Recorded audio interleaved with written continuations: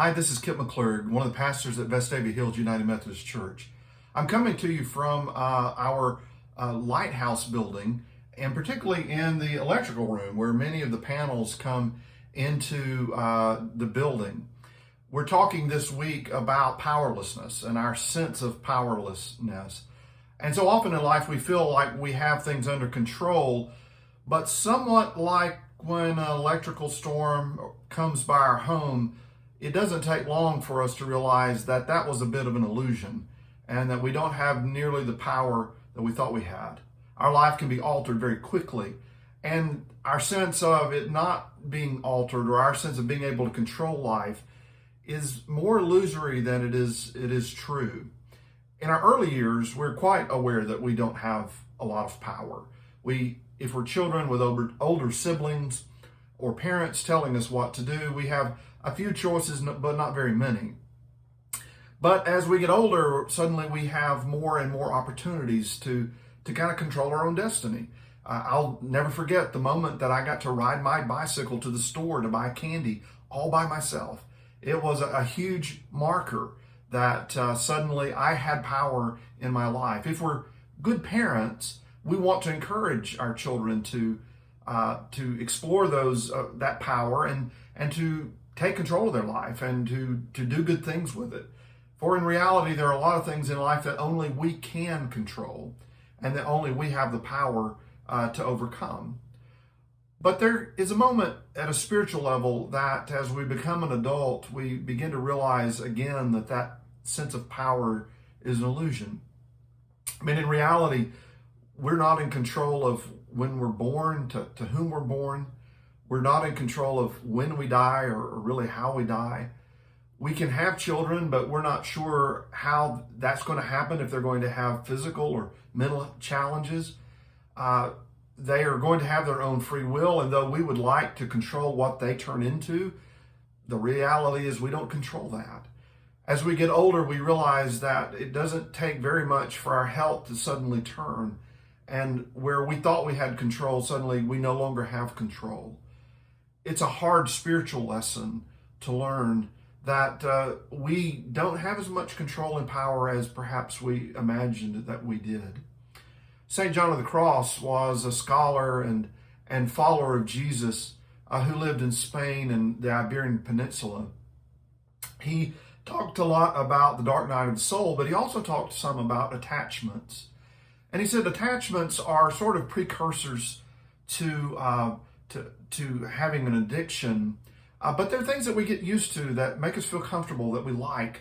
Having that cup of coffee, looking out over the backyard, or having our favorite meal at our favorite restaurant, having our schedule where we get to sleep at the right time.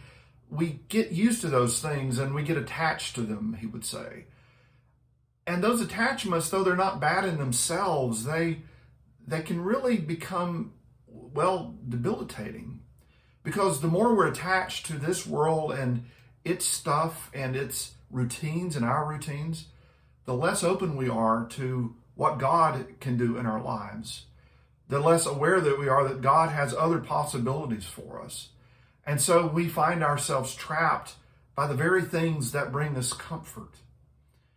I would ask for us in this time, what if COVID could be a moment where we recognized our attachments?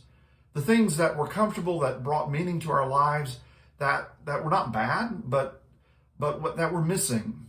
And begin to ask questions about how important are those, or how much were those attachments keeping me from really being open to what God could be doing in my life?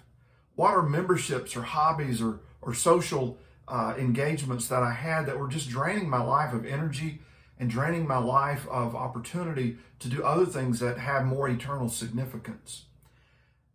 Losing control for me was a hard spiritual lesson, and it started early, because when I chose to become a pastor, or when I wrestled with becoming a pastor, I was really just a late teenager. I had always wanted to be an architect. I love architecture and art, and how society and art and architecture are reflective of values and culture.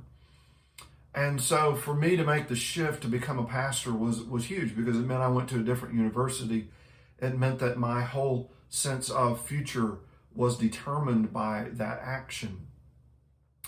It didn't end there. There were multiple times that I've had to trust God, that when suddenly, again, my life didn't have the control that I thought I wanted in it, when I had a career change or moved to a different church or change of lifestyle.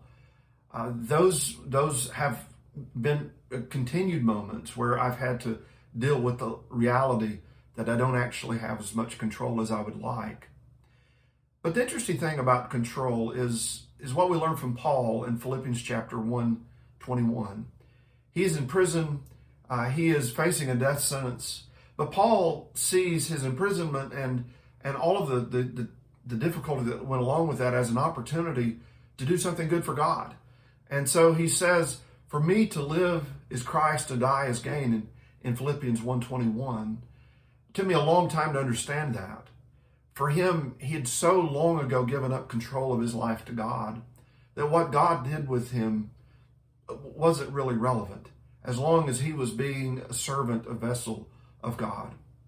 And so as we look at powerlessness, I pray that we all discover that we are ultimately powerless, and that we would somehow yield our need for control to God.